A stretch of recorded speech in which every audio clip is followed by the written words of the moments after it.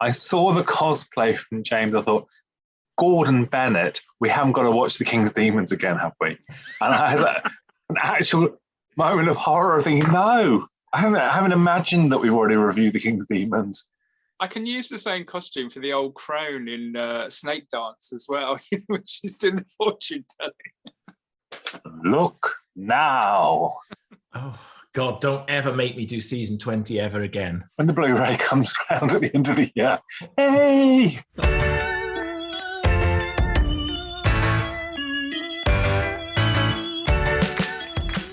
Hello and welcome to It Is the Sunniest Day in the World. Welcome to Talking About Who.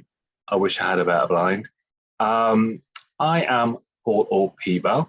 Don't forget it, folks at home, because we look at these things. You gotta like this, but subscribe.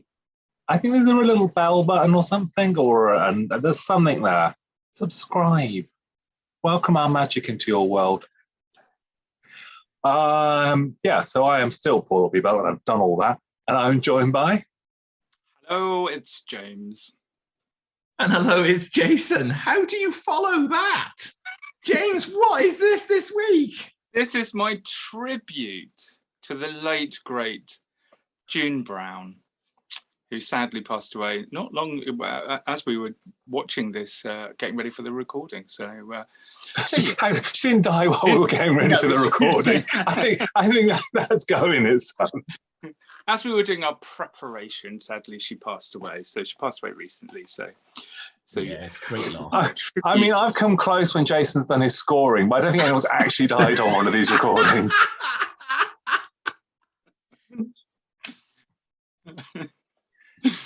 Anyway, I'm sure you'll all guess that we're going back to season 11, which is the last Pertwee season. And the opening story is The Time Warrior. Yeah, that was quite dramatic, I felt. Who's got an intro for The Time Warrior? I love how Jason is just poised, ready to see if you're going to whip out a hardback, and then he's got his whole beginning is ruined. I do always like to know if there's a hardback going to be flashed about, though. I've always, got a genuine love for these things. No, it's a longbow, isn't it? The old Time Warrior. I wasn't lucky enough as a time tot to pick that up casually in a secondhand bookshop. I'm afraid I am not going to donate a kidney to buy a copy now. Oh. Then my intro will be safe then. Although I think you should get the intro, James, because you are dressed to impress in this one. Okay. Well, I simply put, Sarah Jane Smith finds more than she bargained for when investigating some missing scientists and the mysterious Dr. John Smith. So we have the Doctor, who recently said goodbye to Jo in that very emotional scene at the end of the last season where he drove off, and he's still helping UNIT. He's investigating some missing scientists, and we are introduced to the wonderful Liz Sladen as Sarah Jane Smith in her first story. And also there's several other firsts for this one. So we've got our first encounter with a Sontaran. We've got the first mention of Gallifrey. We've got a new title sequence, which I actually really like the title sequence for this season with the logo, and some technical changes as well, because they've changed to parts rather than episodes. So we have part 1, part 2, etc. So a few new things creeping in his last season. I adore this split screen opening titles. For me, it's the titles that I was first introduced to, and they're the titles that I think will forever be the definitive Doctor Who opening credit, particularly if you put it up against today's offering. But no, it's an amazing piece of technology that they must have used back then. It's a bit rough and ready, but it is so visually strong, isn't it? I believe it's Bernard Lodge who's right, yeah, for the new credits, and it's sad that they don't get used that much, because we then sort of start to move into after this, we're into Tom's era, and you don't get to see you start to get all the Technicolor ones, but I love this one. It's very striking. I mean, it heralds a change of direction, doesn't it? I mean, obviously, we've come out of season 10. It felt like the end of an era to lose Joe at the end of the last season. But we're into Jon's last season now, and it's definitely a wind of change. You can see a slight change in direction. I mean, if you think about it, any actress coming in or actor coming in to take on the role of the companion following Joe Grant was going to have quite the shoes to fill. But from the get-go, it feels like Liz really lands into the role quite well. Yeah, she's very strong, independent, compared to when we first see Joe, at the very beginning, who's sort of like bumbling and not that confident. She comes in straight away and sort of stands her ground, because in this episode she believes that the Doctor is actually behind all the things that are going on at the she's quite suspicious of him to begin with, and she obviously stows away on the TARDIS when he goes to try and find out what's happened to these missing scientists, and believes that the Doctor is behind it. So you get to see her really sort of like free thinking. She's quite determined and strong-willed.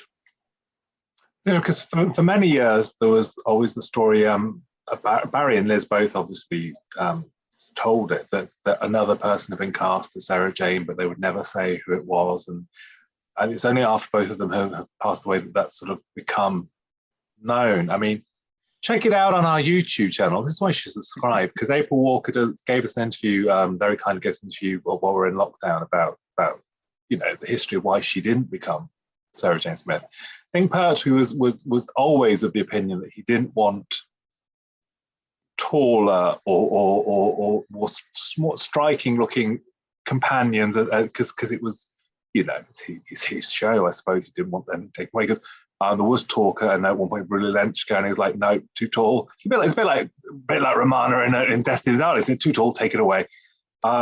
And I think that was his sort of grudge with April. She was too tall and would take the focus away from him, because he liked to have the cloak around the arm round, the protective sort of bigger thing.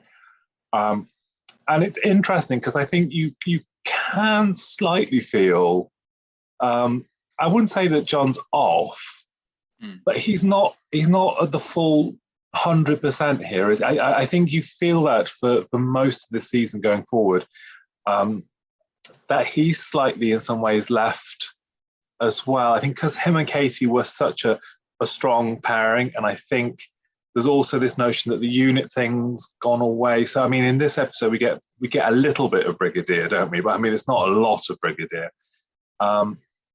Maybe the show's sort of changing away from him, and I know he'd had the thing of asking for more money to stop on, and they said, well, it's been lovely working with you, Mr. Pertwee. So I don't know what point he slightly feels a bit dejected, but he doesn't feel, to me, I don't know whether it's just back knowledge or whether it's actually there on screen to see, but I feel that he feels slowly at sea somehow. He doesn't seem to be as in command as he has been. There's just a slightly mute version we get. Yeah, I think I'd agree with you. I think he certainly he lacks some of the dynamism, I think, that we'd seen in previous seasons. And I've always put that down to the fact that at that stage, like you say quite rightly, he knew that he was leaving. I think it had already been announced, even I think before the season, just before the season was going out, I think. So, everybody knew that we were coming to the end of an era, and I do think, there could have been things like the unfortunate passing of Roger, for example, that, I think probably took the wind out of his sails a little bit. And the show was changing. There was definite change in the air. Terence and Barry were off doing Moonbase 3, I think, through this season. So they'd almost handed the reins over to the series to somebody to, they were sort of almost caretaking to a degree through season 11. So I think there's lots of reasons, I think, why the performance of Jon in this season isn't quite as strong as perhaps previous ones. There's a sort of very sad story about the location filming this, that when Liz turned up on location, Jon said, "Oh, hello, Katie," and then burst into tears, which, as recording stories go, that's a bit of it's awkward for everyone, isn't it, really? I mean, give her a due. I think Liz is on it from the start. I don't think she misses a beat with it. It's funny because she's not as playful as she becomes with Tom. I think the character is great because the character does evolve, but she is the journalist thing is a very set thing, isn't it? Throughout this run, that's very much the mindset. And she's not quite as playful because it's a bit, early on in the relationship. But she doesn't miss a beat. I mean, you know she's the companion when she's coming in. She's not a guest star in this. She's sticking around. Yeah, and you see it in a couple of the other stories where she is, journalist first, isn't she? She's the dynamic. And I think we talked about this when we talked about the Five Doctors, about when she's repaired with Jon. I always feel that Liz gave her best performances when she was with Tom, and I felt that was a much better relationship. Not taking anything away from her performance or Jon's performance in these, but in these early days, she's not. I don't think she sees herself as a companion until much later on. She, the intro to the next story is like she wants to go home. There's an element of, this is not I'm not going to be permanently traveling with you. This is just, I happen to have got on board the TARDIS and been taken back to, for this story. So there is an element where she's still quite fiercely independent and not yet fully signed on to being a companion. Though she does go straight on to the Paradise of Death after this with her own companion Jeremy, doesn't she?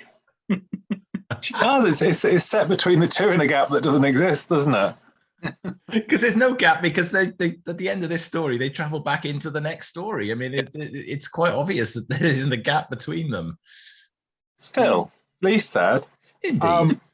I think one of the other parts I love, Donald Palmer, I think he does a great turn, eccentric turn. I love his comedy play in this. I think he's brilliant. I love Professor Rubish because it could so easily be a bit trite, and I like it. There's a lot of, and Jon obviously likes the comedy part of that, and there's some lovely little bits at the start, and the he's a bit like Clifford with the old can't see stuff.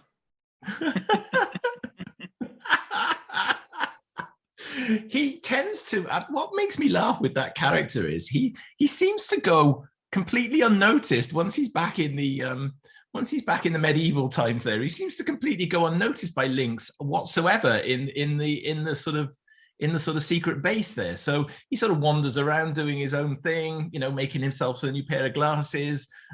It's quite the piece, really. He obviously doesn't see him as a very great threat, because he just, like you say, he just sort of just wanders around. Whereas a lot of the rest are all sort of hypnotized or whatever else, just to doing what he wants him to do. I do love Sarah Jane's reaction the first time she's whisked back there and she's running around this castle and she thinks it's all just a big wind up. I do love that sort of interaction, that sort of, I don't believe this is happening, this is definitely Rag Week or whatever the thing is that she says it is. And, slowly but surely you see it dawning on her as the story progresses.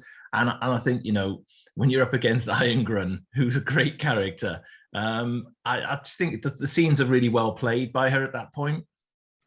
There's shades of time meddler there, aren't there, Stevens? Sort of, did they have watches in the Middle Ages? The shades of that kind of rationalizing it, and the audience, because obviously the audience at home would be going, come on, so it's quite a nice interplay, isn't it? David Dacre, I mean, it's a great part for him in this. He does it. It's such a shame when he does come back for Nightmare of Eden that it's not, he's not rewarded for his second turn, is he? But Irongron's a great foil, isn't he? And a great foil for Linx as well. I think that because they are both, I suppose, characteristically the same thing, aren't they? They're both sort of violent, warmongering, and but one's a bit more intelligent than the other, and all that sort of stuff. But their interplay works well. They're always looking for an opportunity to get one over on each other, aren't they? And it's it is a great partnership that towards the end you start to see that fall apart. But the giant robot that the robot knight that he builds, which just gets taken out by an arrow to the remote control. Originally, so there are some great moments, and it's probably not written as comedy, but there are some great moments between the two of them where I actually found it quite amusing that one was foiling the other one's plots. But yeah, there's a good dynamic. I like Jeremy Bullock as Hal as well, and at the time there was talk that he might be invited to join the TARDIS crew, but that sort of never materialized. He does a good turn as Hal as well, and saves the day. Which wasn't that one of the joyous video blurbs? It might have been the Australian video blurb where it just said, in the Middle Ages, a Sontaran, blah blah blah, and the Sontaran is finally vanquished by an arrow from Hal, and 4 parts from it, and kind of like, oh, I don't think that's a premise. I think that's the whole thing.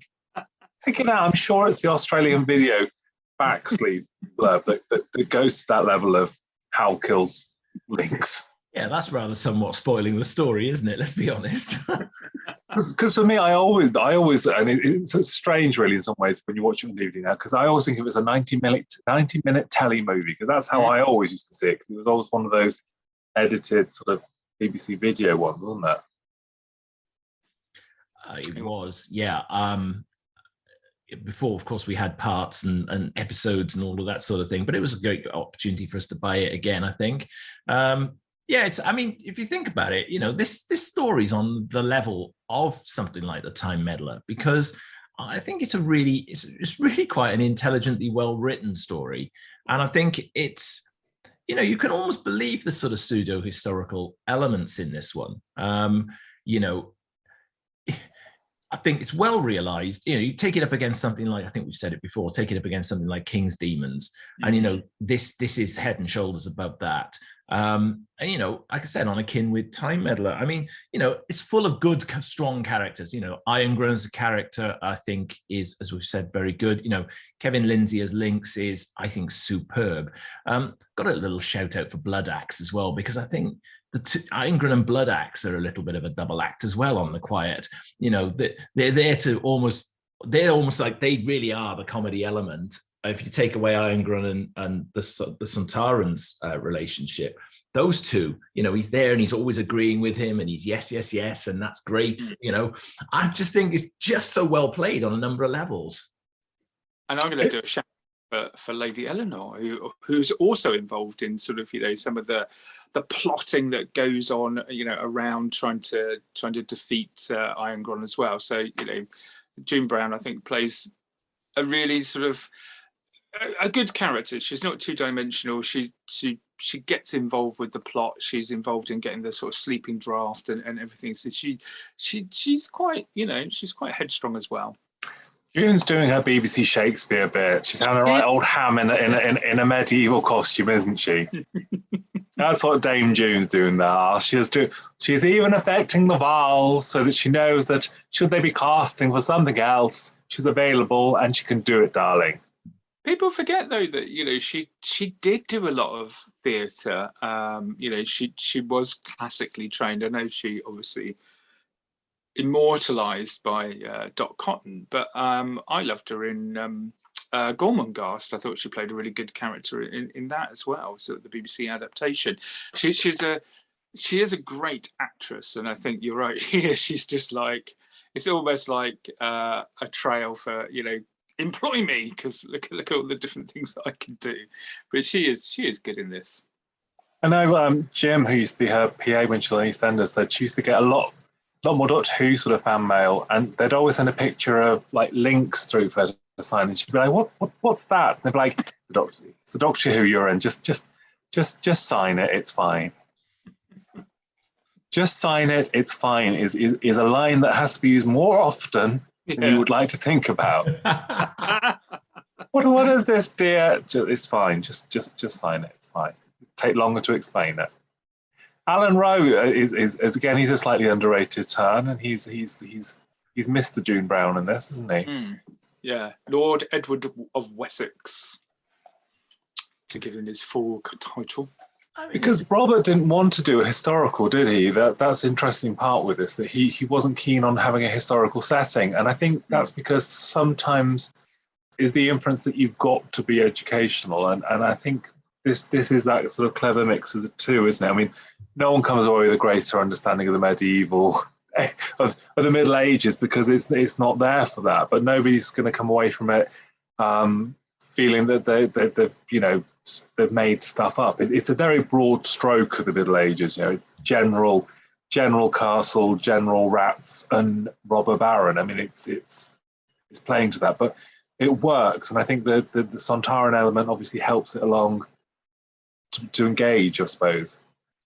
And Kevin Lindsay sets that bar very high as the Sontaran, and we've talked about other stories with Sontarans in going through into the more recent adventures, and the sort of Sontaran character changes over time, but here you've got basically saying this is what a Sontaran should be like, and you see that being replicated further on, and even the callback in the more recent series is more like we have here.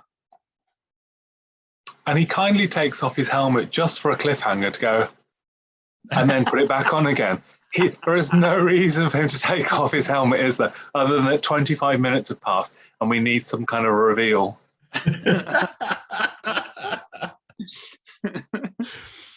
But again, we would never have thought, watching that back then, that we were witnessing the next big monster, if you like, that was coming along.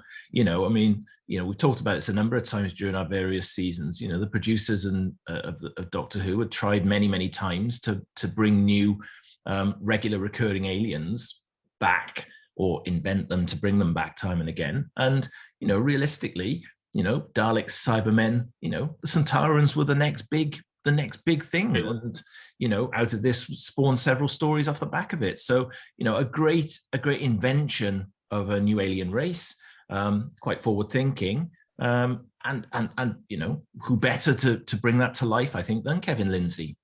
Because he came back again, didn't he? In the Tom Baker one, didn't he? Yeah, he does a Sontaran experiment. Yeah, and then he passed away not long afterwards because he had a heart condition, and they discovered that because of the costume and he was under a lot of heat and everything, that he was getting quite ill with it, which is sad in a way, but he does give us that first definitive Sontaran performance.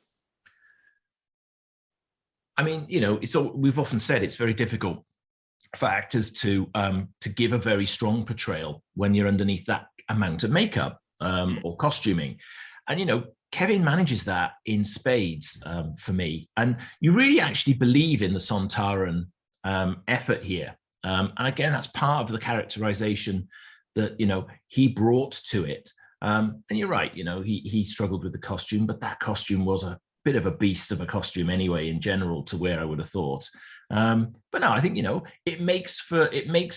think it adds something to this story. I think if you didn't have that particular alien in there, obviously I don't think it would work quite as well. And it goes with my thing of I always prefer stories where there is one alien or one of a certain race, because for some reason that always makes it more threatening than if you had an army of Sontarans or an army of Daleks or an army of Cybermen, because they seem to be so quickly dispatched. It's kind of like, well, what was the point? But here, he does play that part with such power, such menace, that you're not quite sure, whether the Doctor can, stop him from, because he's trying to get his ship rebuilt, isn't he, and trying to then take off, and almost succeeds, almost manages to escape and fight for another day. And the design of the Sontaran ship as well, for me, I think it's again it's a really interesting design concept. It's a scout ship, but we're not to know that necessarily straight away. But the design of it was really up there with some of the best design we'd had, I think, in the series up until that point. Directing wise, I don't think Alan Bromley's the greatest of directors. I know there were a lot of production problems, and Marcia had to bear the brunt of dealing with certain things that a director should be doing and wasn't doing. I mean, the biggest directorial flop on his front, and I think Barry might have had a bit of a go at this, is the exploding castle. You don't have an exploding castle. You have a bit of quarry all of a sudden, and it's kind of like it sort of needs, for the build of the episode, it needs some kind of castle model, because you don't really get the sense of it, what it looks like from the exterior or anything like that. I mean, there was supposed to be a full sort of scale battle that was planned, but for the budget and timing reasons, they sort of cut that out. You've got it always reminds me of a Carry On film, where they're defending the castle and they've got fake soldiers and they're lobbing smoke grenades and stink bombs over the side of it. But you do feel there needed to be something more on, of a bigger scale, or like you say, of a decent explosion of the castle. Almost a la the Demons, really, I suppose, because they blew the church up there, and that was actually, people at the time actually genuinely believed they had done that. But no, you're right, the explosion fails epically. However, it doesn't fail as epically as the special extra effects that were added into the DVD release, which is what I would have watched this on, where they've tried to computer animate the things being blown up and exploded, and that's even worse. So actually, this is one of those where I would probably want to watch the original realization of it that Alan had come up with in the first place. So I think, because this is the first Gallifrey and we've had the first Sarah and all that sort of stuff, are there any true or otherwise facts about the Time Warrior? So apparently Barry Letts originally wanted Bob Hoskins as Iron Gron. Wasn't available. There's the unit dating saga continues with this. Oh, look at Jason's face. I've said. Well, I'm never allowed to mention unit dating saga, so you're not allowed to. Yeah, but you think unit dating means going for drinks with a soldier. It is a completely different thing. Okay, I'll pipe down. Cocktails with Benton does not make unit dating. Oh, and I've always had a thing for a second-hand used car salesman. So there was a line where Sarah Jane Smith said she was from 1974, but they cut that line. But there's later on in another episode she mentions dates. But yeah, that was what I had. I was expecting something a little more exotic there. I'm not going to lie. I know. Wow. Okay. One last anecdote. I say I love Sheila Fay as the old crone in the kitchen. Sheila Fay did loads of other things. It's quite a small part for her in this, but she did lots of other work. She did do a signing for us, and when she turned up, she said that she got an upset stomach. So the least said about that, the better, I think. Yeah. Anyway, I think we can move on to scores then. I mean, that means one of you two's got to do a score here. I think I know this probably is the first time we've done this, but I was thinking maybe one of you two could score out of 10. I'll go first, because I know James always likes to think that I'm going to follow him and therefore judge my score against what he's scoring, but I'm going to go for this one because actually a really good start to season 11 as we go. We're treated to a change in direction. We're treated to a new title sequence, new companion, and a new recurring enemy. So you know what? I think there's lots and lots going for this. I can ignore the pedestrian direction because actually the story is very well written as well. So good four-parter. We'll start the season off well with a nice solid 7. Ooh. It's a solid 7. Okay, I shall go next. Yeah, do you know what? When I went into watching this again, I like the story, and like you said, there's lots of firsts, and I love Sarah Jane. So it's great to see her get a good first story. It's not like we're waiting ages for her to have a decent story. On the back of the previous season, where I scored very highly on that because I love the dynamic between Katie and Jon and those stories, and there is a shift in this season.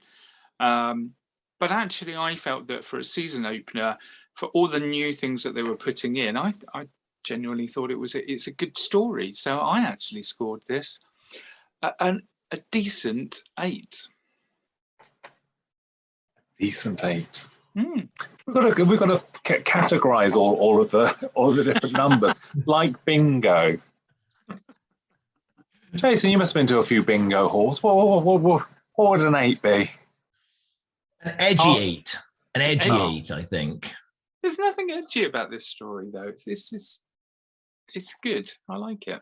Half a little duck. An extra good 8, then. How about that? Yeah. Or, because it's Easter Monday, an extra good 8. Oh. Okay, fine. Whatever. Haters gonna hate. I'll trolley both of you. Yeah. I'm loath as ever to agree with Jason on anything, but I think it's a good story. It's above average story. It's not a standout story. I gave it a solid 7. Oh. Which gives Doctor Who and the Time Warrior, the Time Fugitive, whatever you want to call it, because it did have other titles. Didn't come up in the facts, though, did it, folks? No, it didn't. Because Time Scoop, wasn't it? It was one of the episode titles that was thought of for this story. I think was it the Quark Warriors? I think it was called as well to start with. I think there was just going to be one Quark landed in a golf ball and took over the castle. You're spoiling all of Russell T Davies's ideas for the next season. Please, it's Russ when we're with Jason. Oh, of course, yeah, Russ. Mind, please.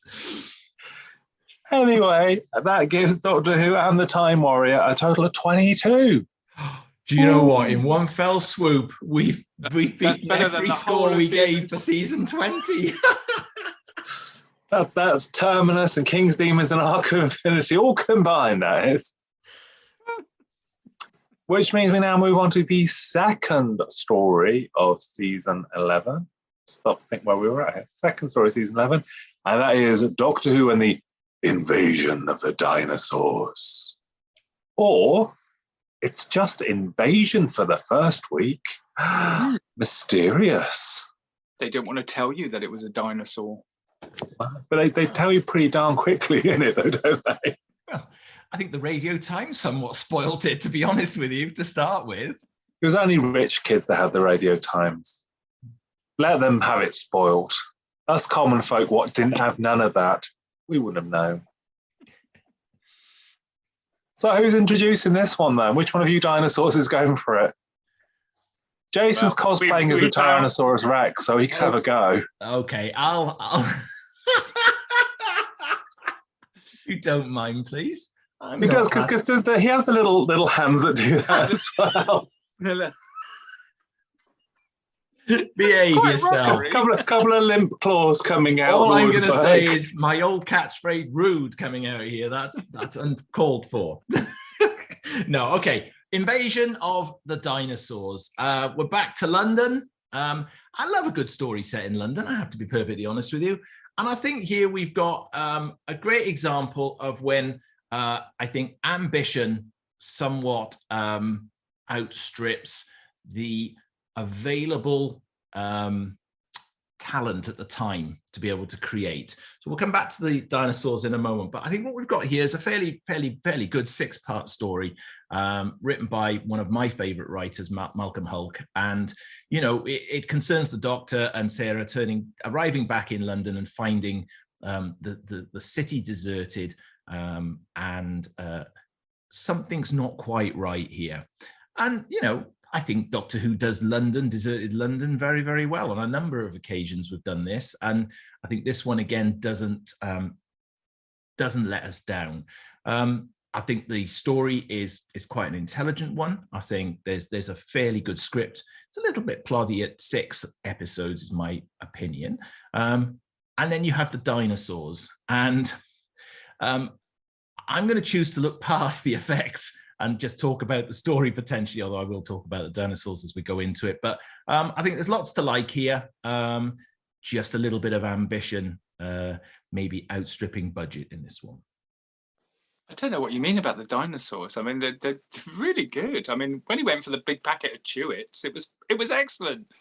They do look like the Chewit monsters, though, don't they? Because when I was young, I was like, oh, they did it with the Chewit monsters. It's great.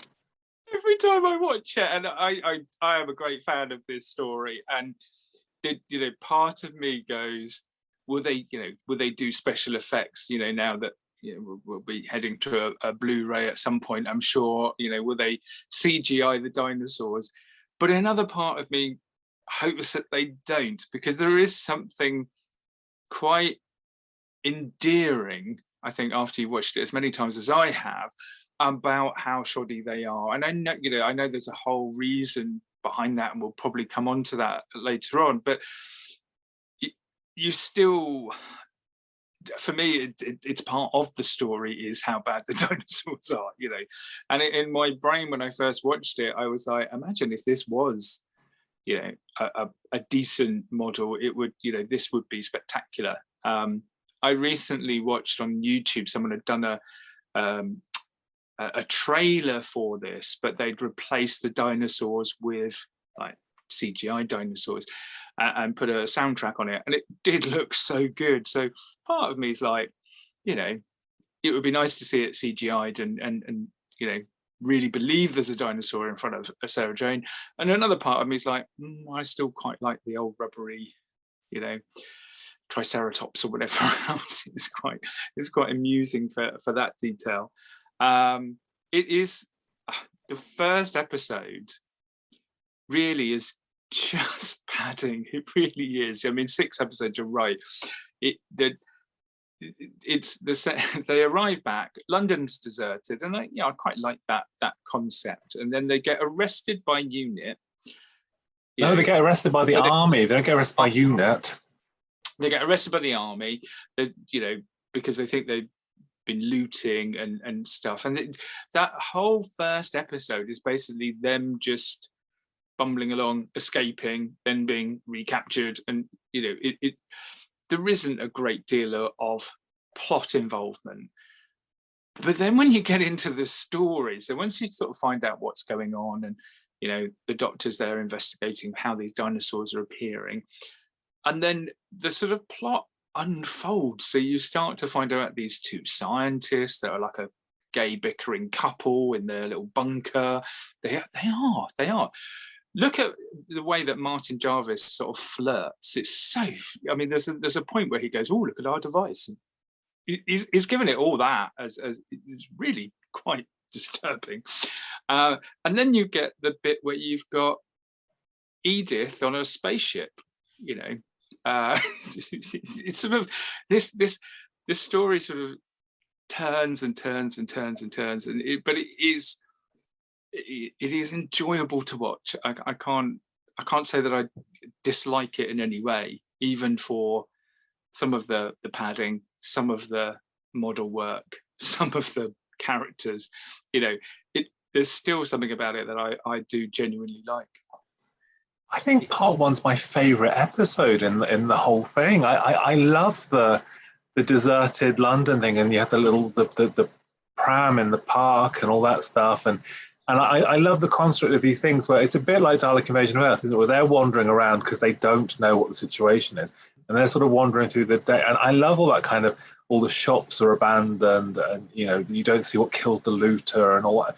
I love episode 1, and even the comedy of the Brigadier seeing the pictures and being like, they're back kind of. I love a sort of episode 1. This is a bit mysterious. What's going on? It's a bit like you get with Death of the Daleks. I love that kind of thing. Something's gone wrong. What's going wrong? I love that, because I think you then have a slightly slower episode 2 once you've got the reveal, because then you've got to have the back plot on what's led to the episode before, kind of thing. I think that's I think this sort of hits its sort of 6-part Pertwee moment around sort of episode 4 or 5. So I think we have to have the drive round where he's trying to get away from, then he goes up and hides, and then he takes the land. There's a bit of that where you think, I'll go like a cup of tea while that's going on. But no, part 1 I think is my favourite part.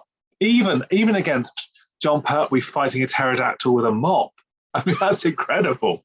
And Doctor Who should use a mop more often as a sort of prop to try and, Visual effects had a lot of fun with the pterodactyl, didn't they? When it's swinging through on the rope, you can see them sort of, if Mr. Pertwee's had a go at them, they're having a right, oh, go on. And to think, we almost lost that one episode because, of course, with it being mistitled or titled Invasion as it was, obviously it ended up it potentially almost got junked. That's fake news, Clifford. It's fake not. News. I don't think it. In what way is it fake news? Because they asked for the whole 6-part serial to be wiped, but the other episodes were in Wales because you lot opted out. Oh well, we thank the Welsh for that. Then is all I'd say. All the colour copies that exist have got Wales transport stickers on. Wow. Because Wales opted out to show a folk music show instead of Doctor Who. So the tapes had to be sent up on the train for broadcast. It's a shame we hadn't done that more in the 60s. Shame they didn't do it with Legend of the Sea Devils. Imagine if it was good instead of that, last night they had a folk show. To be honest, I'd be quite happy if that did get lost. 50 minutes with Mary Hopkins singing in Welsh. I'd have bloody loved that over the Sea Devils. Anyway, we digress. But no, I am at pains to say, if you look at the Bible of missing episodes, the Molesworth book, I think it does make sense in a kind of as a story, but it's not one based in fact. But also nice to have, I think, an attempt at the recolorization using the chroma dots in the way that they did, and hopefully it's something that would get cleaned up and represented to us almost a la the Planet of the Daleks in a better quality color as and when we eventually get a Blu-ray release for season 11. Yeah, there's also something kind of magical about part 1 being in black and white, isn't there? I don't know why. It makes no sense, because obviously there's a lot of time and effort goes into making it color, because it is color and it should have been color. There is a sort of kind of like, there's something about even when you used to go in UK Gold and you had that scratchy 16mm black print that then went into videotape for the rest of it. There's this sort of, I don't know, this thing a bit sort of... It adds to the eeriness, doesn't it? It's almost like an old sort of 50s B movie to begin with the black and white. I quite like it. Does it help the dinosaurs, though? I don't know. I remember there was always the Brontosaurus, wasn't it? I think it used to be around all the exhibitions. And at each exhibition it went to, it got progressively more sort of just latexy and torn, didn't it? And it was just this sad old thing going, well, I cannot retire from this now. I'm not displaying it. You know how it feels, Jason. No, I don't. No, those dinosaurs offered a charm to the story, as far as I'm concerned. I don't look upon them in a bad way. I look upon them as part of the overall narrative of our story in this instance. But also quite, it is a sort of most thing. It's just, I suppose, with retro eyes, rather than, because I think Barry Letts hated it because he was told that they could do it properly, because he'd loved the Drashigs, hadn't he? And he liked the way they looked. And he was told, it's fine, we could do dinosaurs. And he was like, you sure? And he's like, yeah, we can do dinosaurs. And he saw them and he was like, this is terrible. I don't like this. But you have that, I love the one where Brigadier's got the flare and he's got the Triceratops in the underground. It is quite sweet. I mean, I don't know, because I wasn't 5 in 1974, so I don't know whether it scared kids or whether they thought it was naff. then, if you see what I mean. But I even when I was younger, even when I was sort of teenage watching the story for the first time, I wasn't that bothered by the dinosaurs. I don't think I think because the story itself is actually really good and I think it's really well told. I don't even now sit and watch it and go cheap dinosaurs or badly done. I just don't. It's just not a thing for me because I'm engaged with it. I'm willing to go beyond, the limitations on it. Yeah, I mean, there's some. Sorry, I was going to go on, Jason. No, I was going to say, I'm just agreeing. Yeah, there's some great moments in there. I love the twist, when Sarah realizes that the MP is in on it. That you have all these supporting characters, the general. You continue to see the sort of the Mike Yates storyline. You sort of saw start in Green Death, where he's taken over by Boss, and now you see him sort of being manipulated here by this group, and then you get to see him a bit later on in this season as well, and his sort of story arc comes to an end. There's actually more for Benton to do in this story because of that. He probably gets one of his better stories, where he sort of goes along with what Yates says and then sort of turns around to the Doctor and goes, okay, so what's going on? What do we need to do? So the regulars get quite a bit. They do. I have to say, I'm not a big fan of the storyline that was developed here for Mike Yates, because I think for me, obviously, he gets a rough ride in the Green Death. But I mean, we were getting to a point where UNIT was about to get sort of phased out. And I just feel that this was possibly an unnecessary addition to the storyline, because the Mike Yates that we'd grown to know through the UNIT years wouldn't have ever sort of gone against them in the way that he did. And I think this is a change in character that I don't think was actually something that was necessary. I know Richard wasn't overly keen, but I mean, if you do want to know about Mike Yates and his further adventures, I would say it's probably worth checking out Operation Hate, which is available now from Phantom. There's the plug. You see how smooth that was? Plug. I mean, you wouldn't even know that was going to happen. That was just smooth. Like QVC, it's available in paperback or paperback. Anyway, going to limited stock on that now. There's no, I won't get into my own little thing. The Bender bit is great because there's lots of little bits of humour in it, and there's some very sweet bits. I like when you go on, then you better get doing your Uja. I like that. That's quite sweet. Yeah. And when he knocks General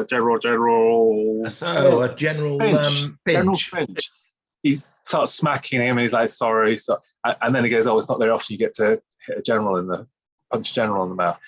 So he does get some lovely little bits of comedy and a bit more to do, because obviously Yates is, but it is a good thing in some ways. I know it's not great because people like Yates, but as a twist, one of the regulars turning out to be involved in the bad with the bad guys is a good thing. But then he's not a bad guy in terms of wanting horrible things to happen. He's a bad guy it's the Malcolm Hulke morality tale, isn't it? Are the bad guys, or are the good guys the bad guys for not realizing what the bad guys are trying to do? It's one of those. It's one of those.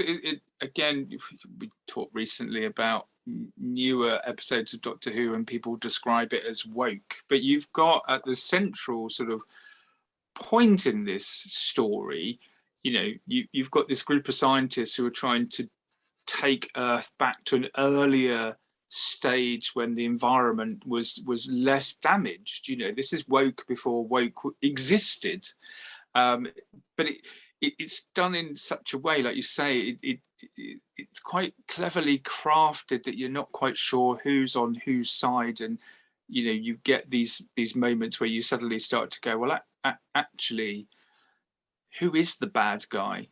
And the whole story with the people that think they're on a spaceship but are actually in a basement underneath, the MP's office. They genuinely believe that they're going to start, a new world, and it's going to be all better than the old one, and everything. So it's quite ahead of its time in some of the themes that it's talking about. The space plot is a great push as well to take it off, because the cliffhanger where it's like we left Earth how many months ago, I don't know, but that's such a good twist on it, because there is a possibility that she could have gone on a spaceship, that they've done what they've done, because you don't know the setup. I mean, the fact that they're able to do this with time is kind of like, well, hang on, maybe they should do something. If they've got that level of technology, surely it could be channeled into doing something else that isn't quite as bad as bringing dinosaurs to modern day Earth. It's quite strange. And the spaceship element of it, for me, this is where you play well with your 6-part stories, because there's always a way that you have to narratively produce a 6-part. And yes, there's a little bit of running around and a little bit of the repetitive escaping from the tied up dinosaur, or going back to the warehouse and the dinosaurs there again. But this adds an extra twist that you're not expecting, and you're right, the cliffhanger is, we've been in space for 3 months and what have you. And then you've got that sort of whole, you're not quite sure until she obviously then escapes from the ship and she's running around the base again. It's another example of, I think, how good a writer Malcolm Hulke was for the series. And, it's a shame that this was his last story, I think, because he's a writer that certainly had a lot to give the series, I think, and did deliver on a number of levels, both in the series and actually for writing the Target novels that he wrote as well. Doctor Who gets his morality speech like He-Man, doesn't it, at the end, or he's like, it's not the oil and the sludge, that it's human greed. And he's like, never happened. So everyone's got a character in it. I mean, I know we've not long discussed the new Who special, the Sea Devil one, and the absence of character, I think. I know this is basically, it's 3 times the length, isn't it? But there's so much character in it, isn't there? And there's everyone's got a sort of story. Even like sort of Carmen Silvera and the different people on the ship, they've all got a story. They've all got a narrative. They've all got a reason for what they're doing, and you can see the motivations, and you can understand it, and there's no out baddie. That's the thing. There's no villain of the week or alien of the week. It's like you say, everybody's got a different viewpoint, whether they're right or not, whether the way that they go about what they're doing is right. But the dinosaurs are to scare people out of London so that they can, do their plan. Admittedly, their plan will involve casualties, but there isn't a central figure that you can say that's the person that's, like the master or something else behind it all. It is just a group of humans who have got misguided principles. And that's the thing, because you can allow the characterization. I could pick up on what P-Bal was saying. You can allow the characterizations to come up to the fore, which I think is something that we miss perhaps in the modern storytelling that we get today, because you don't have the time. But in Doctor Who at that time, you had these sort of story lengths where you could have characterization that would come out through the course of the story.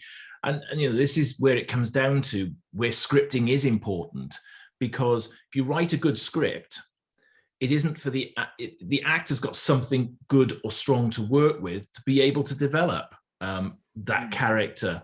The characters are well thought of or well thought out as part of the writing process. And if you think about the cast we've got in this, we've got a really strong guest list in this one.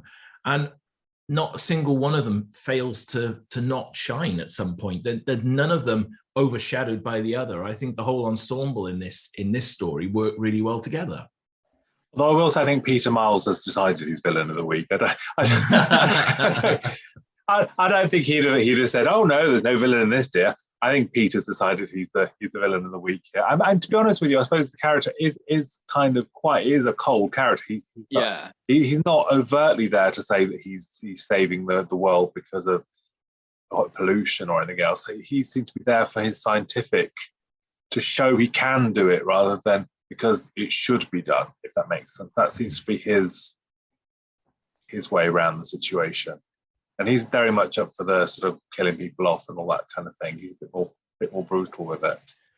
But the character's lost his way, hasn't he? I mean, clearly he doesn't necessarily then tell the good from the bad of what he's then attempting to try and do. And I think, you know, Peter is very good at playing characters in that vein, I think. Do we have any Invasion of the Dinosaurs facts here? You mentioned about the models, so that was Rodney Fuller. It was subcontracted to Rodney Fuller, but his company went under not long after this was shown, and then there was a great disappointment for the model work. Unit dating, yay, we're back. Sarah Jane says that she's 23 in this story, making the year 1974, which was the line that was cut out of the previous one, where she said the year she was from was 1974. There was continuity issues because Liz Sladen had a haircut during filming, so there's a point where her hair changes slightly. And it was directed by Paddy Russell after she refused to do the next one because it was a Dalek story. So, yeah. I love the fact that she's like, oh, I don't mind directing, but I'm not directing Daleks. Like, yeah, have puppet dinosaurs instead. Have dodgy dinosaurs, absolutely. That'll be a lot easier for you. Yeah. And of course, we mustn't let this story go without a mention of the new Who-mobile either. Yes, that's right. Yeah. Is that the mention? Well, that's great, fabulous. I mean, it's interesting because Jon turns up on Blue Peter with this superistic car, this super futuristic car, and you know, if I'm right, the story goes he had this built out of his own personal pocket. It was his own invention, so to speak. Yeah. But he could then hire back, couldn't he, and get the loot on hiring it to the BBC.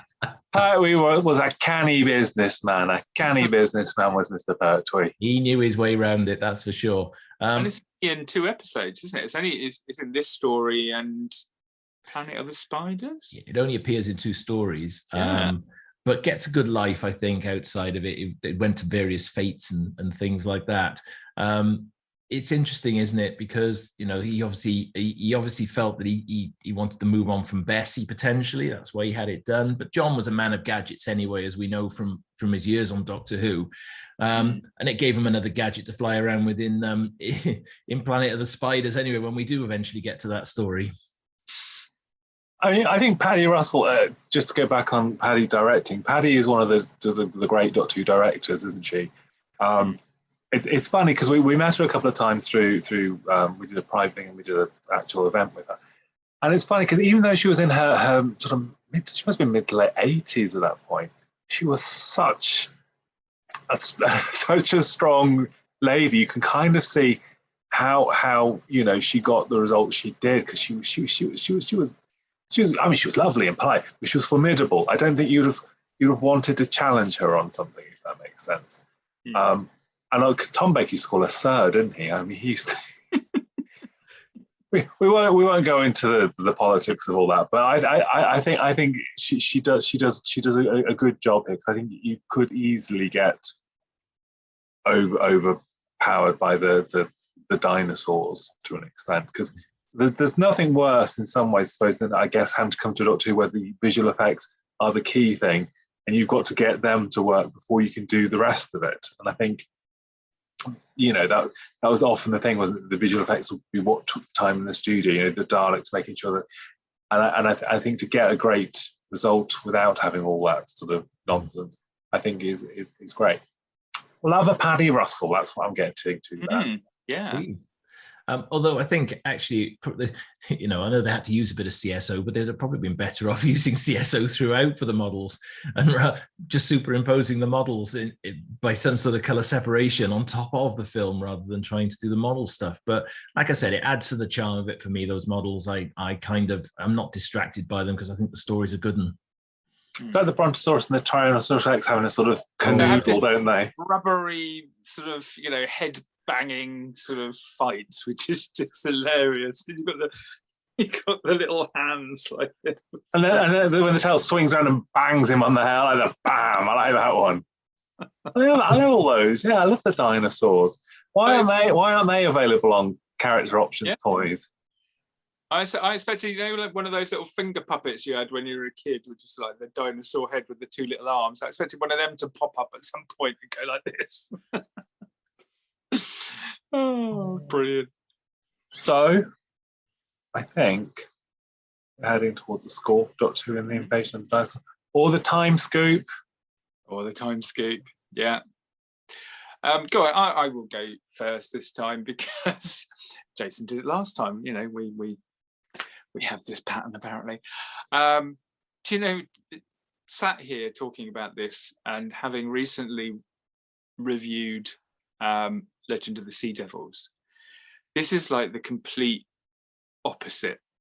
So where Legend of the Sea Devils had great production and rubbish story and, you know, script and stuff, this is the other way around. And this just shows that you don't have to rely on CGI to have a good story, because every character in this has got something to do, has got some motivation, whether it's, you know, against other people or not.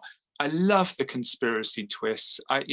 Even the fact that there is apparently there's a spaceship underground, you know, sort of you get to it through a broom closet in Moorgate Station. I mean, it's just, if you were to say to me that, I'd be like, what on earth? But it just all sits together really nicely, and I love the dinosaurs in this. Whether they do a CGI version or not, there's something quite unique about some of the rubberiness of these things, and it continues a series of a strong start. And for me, I gave this another 8. And what did we decide 8s were?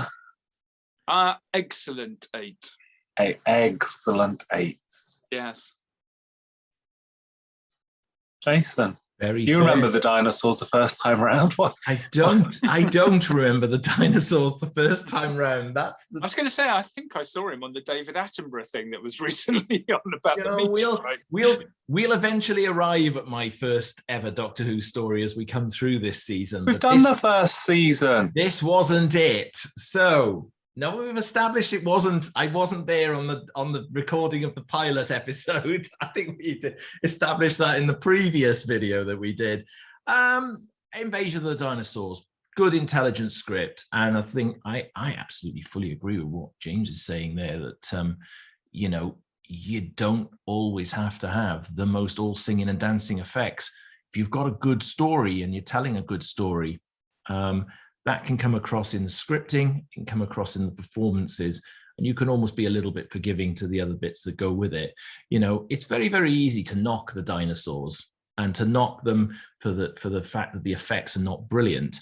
But I think, that's a little shallow, and I don't think it fits here, because I think the story around it is really good. Lots to like about this one. Love Deserted London, love that opening episode. It's back in the day when, the Doctor would land and you didn't quite know what was going on, and it took you an episode or two to be able to get to the bottom of it, rather than arriving and knowing everything there is to know about the area that you've landed in. It's kind of nice to build that mystery, and I love a good Deserted London setup. Good to have Unit back. Strong cast list in this one, and the story, whilst a little bit ploddy at 6 because it just dips a little in the middle, it's got a great beginning, great end to it. So for me, I've torn a little bit on my score, but I think I'm gonna match James on this one, and it will be an excellent 8 from me for Invasion of the Dinosaurs. Look at him copying your score, James. I think you just upgraded your score by half a point, didn't you? I did, actually. I was at 7.5. But you know what? We talked about it, and I think you're right, James. When you say we sit and we talk about this, and you said yourself a number of times, you have a slight variance that you'll work to yourself. And I think sometimes when you talk about them, it's great to watch them, great to reevaluate them. But sometimes when you talk about it, you just pick up on those other little extra bits. And I think 7.5 for me was where I was going to be originally, but no, I think it does deserve the 8. All I'm saying is, were this a 13th Doctor episode, when they landed with her fam, she'd be like, "Ooh, London's deserted, it's dinosaurs," straight away with a sonic screwdriver. You wouldn't have had the first 25 minutes. I'm sensing some kind of time scope at a tube station. I'm mad, me. Anyway. And I think we lose something by having all of that. Genuinely. I mean, we do obviously love the 13th Doctor, and that was just a little bit of something. Anyway, Invasion of the Dinosaurs. My recollection is the first time I saw this, I had a copy taped off UK Gold when they did the Sunday Omnibus, and I can't watch it now without, because I watched it so many times when I was 12, something like that, on VHS. I can't watch it now without hearing that sort of stuttering static that you used to get, because UK Gold wasn't quite tuned in properly. You'd have the black and white sort of fleckling at the side because the picture wasn't tuned up. So even now, with the beautifully mastered DVDs and stuff, I can still hear the voices. And the voices. No. Okay. I also scored Doctor Who and the Invasion of the Dinosaurs 8. Ooh. We don't feel hate because we've got 3 8s. 8. There you go. Which gives the Invasion of the Dinosaurs 24 points. It's a solid score. It is a solid. That is a solid score. That's going to be a toughie to beat. So there are 3 more stories in the season, though, to challenge that. Thank you, gentlemen, for joining me for this. Thank you, as always. Pleasure. Yes, it's indeed a pleasure, as always. He almost means it. I always mean it, genuinely. I love these reviews. They're amazing. Anyway, right. Thank you very much. Don't forget, like, subscribe, the little notification bell button. Subscribe. We'll come and get you. Bye.